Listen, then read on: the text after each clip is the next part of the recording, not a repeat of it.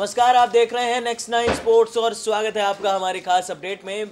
भारत और न्यूजीलैंड के बीच खेला जा रहा सीरीज का आखिरी वनडे अब रोमांचक हो गया है। भारत ने 252 रन बोर्ड पर लगा दिए हैं। 253 रनों का लक्ष्य न्यूजीलैंड की टीम को दिया है आखिरी वनडे मैच जीतने के लिए। 252 वैसे मॉडर्न डे क्रिकेट में काफ़ी कम लगते हैं, लेकिन अगर हम ये कहें कि 18 पर 4 से भारत ने 252 रन बनाए हैं तो फिर ये 252 रन काफ़ी ज़्यादा लगते हैं। वेलिंगटन का ये मैदान नया मैदान है। यहाँ पर अमूमन ड्रॉप इन सरफेस यूज़ होता है क्योंकि रग्बी का मैदान है। यहाँ पर साइड बाउंड्रीज छोटी हैं और जो स्ट्रेट बाउंड्रीज हैं वो काफ़ी ज़्यादा बड़ी हैं।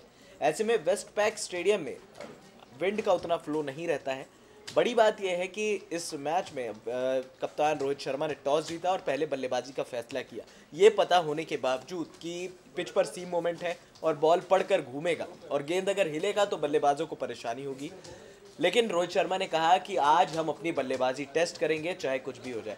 बल्लेबाजी का जो टेस्ट था, स्पेशली जो मिडिल ऑर्डर का टेस्ट था, वो एक बार फिर फेल होता दिखाई दे रहा था।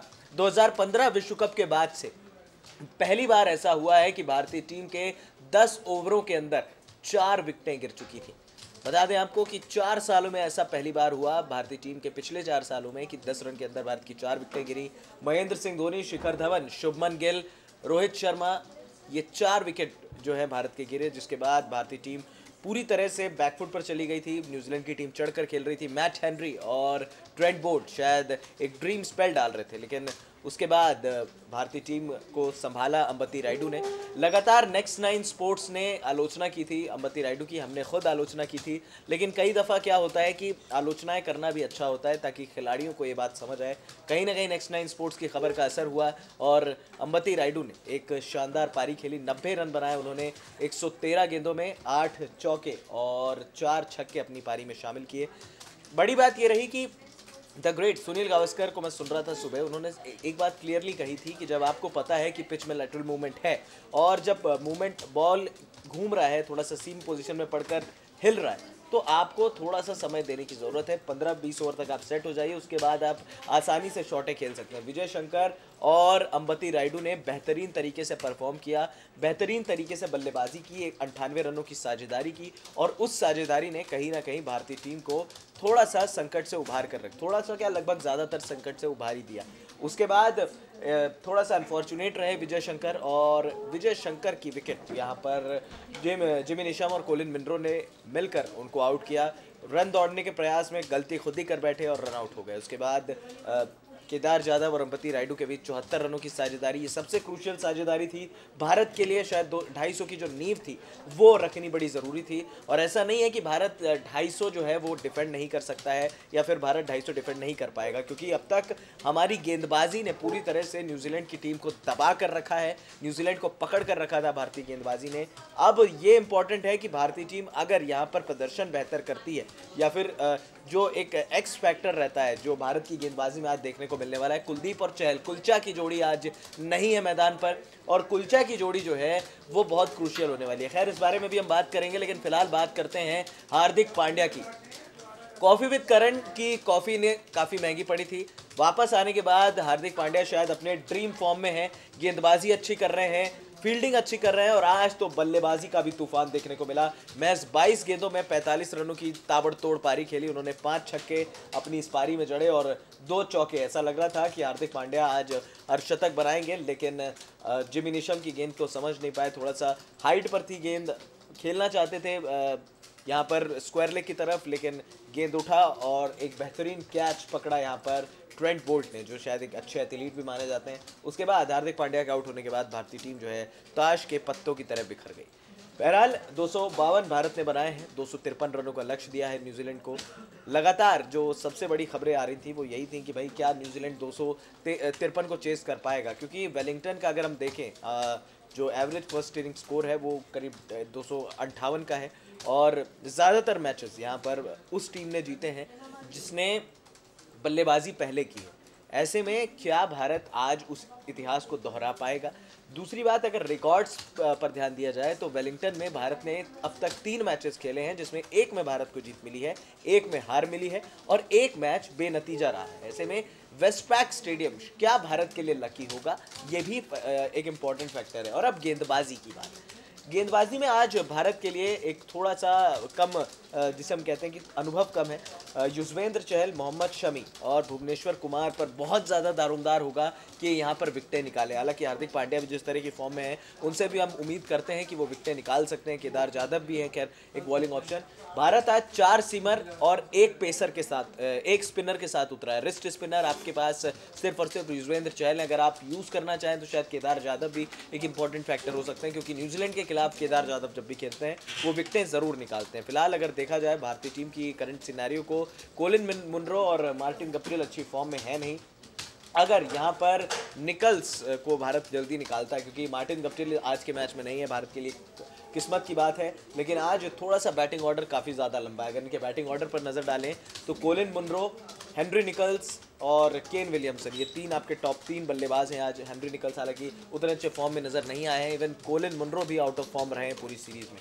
ऐसे में ओपनर्स को तो बहुत जल्दी भारत को निकालना पड़ेगा। यहाँ पर जो मेन है लाथम, टेलर और कोलिन डी ग्रैंडहोम, ये 3 जो पिंच हिटर्स हैं इनको निकालना बेहद ज़्यादा ज़रूरी है। हालांकि उतनी ज़्यादा मजबूत आज नज़र नहीं आ रही है न्यूजीलैंड की बल्लेबाजी। अगर भारत शुरुआती 10 ओवरों में 2 या 3 विकेटें निकालता है तो फिर आप न्यूजीलैंड की टीम पर प्रेशर बना सकते हैं। जो कमी भारत में नज़र आ रही थी वो कमी शायद आज न्यूजीलैंड की टीम में भी नज़र आई है। हालांकि बॉलिंग अटैक न्यूजीलैंड का बेहद शानदार है। आज 7 गेंदबाज न्यूजीलैंड के ट्राई हुए हैं और कप्तान केन विलियमसन ने जो झोंक सकते थे वो मैदान पर वो उन्होंने झोंक दिया। एक प्राइड के साथ जाना चाहती है न्यूजीलैंड की टीम। वहीं भारत के लिए विश्व कप से पहले ये आखिरी विदेशी मैच है, विदेशी पिच पर ये आखिरी मैच है भारत के लिए। इसके बाद घरेलू सीरीज होने वाली है ऑस्ट्रेलिया के खिलाफ, वहाँ पर अब भारत क्या एक्सपेरिमेंट करेगा। लेकिन कई सवालों के जवाब मिल गए हैं। नंबर 4 पर क्या अंबती रायडू परफेक्ट है? शायद आज अंबती रायडू ने दिखाया है। हालांकि एक पारी से हम जज नहीं कर सकते, लेकिन वो पारी किन परिस्थितियों में आई है ये भी एनालाइज करना बहुत ज़्यादा ज़रूरी है। क्योंकि जब आप 18 पर 4 हो, न्यूजीलैंड का वेस्ट पैक स्टेडियम हो, तो फिर यहाँ पर आप कुछ नहीं कर सकते। फिर यहाँ से अंबती रायडू की तारीफ बनती है। हालांकि अंबती रायडू की हमने काफ़ी ज़्यादा आलोचना की है, लेकिन आलोचना और विरोधी बनने में काफ़ी ज़्यादा फ़र्क होता है। बहरहाल अगर देखा जाए फिलहाल करंट सिनेरियो को, तो आज के मैच में बहुत सारी चीज़ें देखने को मिली हैं, बहुत सारे पॉजिटिव्स और बहुत सारे नेगेटिव पॉइंट्स भी देखने को मिले। आज रोहित शर्मा बतौर कप्तान बहुत सॉलिड नजर आए। भले आउट हुए जल्दी, लेकिन उन्होंने एक बात कही थी कि आज मैं अपनी टीम की बल्लेबाजी टेस्ट करना चाहता हूँ। गेंदबाजी शायद भारत की टेस्ट हो चुकी है। मोहम्मद शमी प्रचंड फॉर्म में है। आज उन्हें वापस लाया गया इसलिए कि भाई चलिए आप आज थोड़ा न्यूजीलैंड को दिखाइए कि गेंदबाजी किस तरह से की जाती है। लेकिन यहाँ पर अंबती रायडू के स्कोर और केदार जाधव के स्कोर्स ने बताया है कि नहीं भाई, भारतीय टीम जो है वो डोमिनेट कर सकती है 18 पर 4 से 250 या हालांकि रन्स अगर बनने चाहिए तो 270-280 बनते हैं इस पिच पर। और जिस तरह का प्लेटफॉर्म सेट कर दिया था अंबती रायडू और विजय शंकर ने, 280-270 बन सकते थे। लेकिन एक बार फिर इंस्टेंट कोलैप्स बाद में भी देखने को मिला। लेकिन अगर देखा जाए तो आज महेंद्र सिंह धोनी का जो आउट था वो सबसे ज़्यादा जो है जिसे कहते हैं चर्चा का सबब बना। शायद वो बॉल ऑफ द सेंचुरी के लिए भी नॉमिनेट हो जाएगी। ट्रेंट बोल्ट की वो गेंद, अंदर आती हुई गेंद, ऐसा लगा कि पड़कर बाहर घूमेगी, कांटा बदला गेंद ने और सीधा अंदर की तरफ आई। अमूमन महेंद्र सिंह धोनी को हम बहुत कम देखते हैं मिस आउट करते हुए, लेकिन आज धोनी को भी गेंद समझ नहीं आई। शायद अब तक मैंने जितना महेंद्र सिंह धोनी को देखा है, पहली बार महेंद्र सिंह धोनी पूरी तरह से कंफ्यूज हुए हैं। वो कम से कम वहाँ पर 5 से 10 सेकंड खड़े थे। उनको ये नहीं समझ में आ रहा था कि आखिर वो बोल्ड हुए कैसे। ट्रेंट बोल्ट ने आखिरी 2 वनडे मैचों में बेहतरीन गेंदबाजी की है। शुरुआती 3 वनडे मैचों में तो बिल्कुल साधारण से लग रहे थे, लेकिन हैमिल्टन में जो उनकी करंट फॉर्म वापस आई, गेंद जहाँ हल्का सा हिला, भारतीय बल्लेबाजों की उन्होंने कमर तोड़ कर रख दी, या यूँ कहें कि बखिया उधेड़ कर रख दी। अब इम्पॉर्टेंट फैक्टर ये है भारत के लिए कि यहाँ पर मोहम्मद शमी और भुवनेश्वर कुमार भी उतने ही डेंजरस होंगे। मोहम्मद शमी की पेस प्लस उनकी जो सी मोमेंट है वो परेशान करेगी न्यूजीलैंड को। उनकी अंदर आती हुई गेंद परेशान करती है। साथ ही आपके पास भुवनेश्वर कुमार के रूप में यानी कि भुवी के रूप में एक अच्छा स्विंग गेंदबाज है। अगर शुरुआत में हम 2-3 विकेटें निकाल देते हैं तो फिर आप न्यूजीलैंड को जो है वो पूरी तरह से डोमिनेट कर सकते हैं। लेकिन यहाँ पर रॉस टेलर भी हैं। रॉस टेलर के मन काफ़ी भरे हुए हैं, भारत के खिलाफ रन्स उगलना चाहते हैं, उतना टीम का उनको साथ नहीं मिल रहा है। लेकिन आज मौका है, आराम से भी अगर आप रन्स बनाएं तो आप 250 चेस कर सकते हैं। भारत के लिए चैलेंज है कि क्या आप 250 डिफेंड कर सकते हैं, क्योंकि ये कंडीशन कहीं ना कहीं थोड़ा सा जो इंग्लैंड में जो जहाँ वर्ल्ड कप होना है वहाँ के ग्राउंड से मैच करती है। ये बात तो तय हो गई है कि जहाँ गेंद थोड़ा सा हिलता है भारतीय बल्लेबाज भी हिल जाते हैं। अब क्या आप इस तरह के वेन्यू पर मैच को जीत पाते हैं, ये एक बहुत बड़ा टास्क है।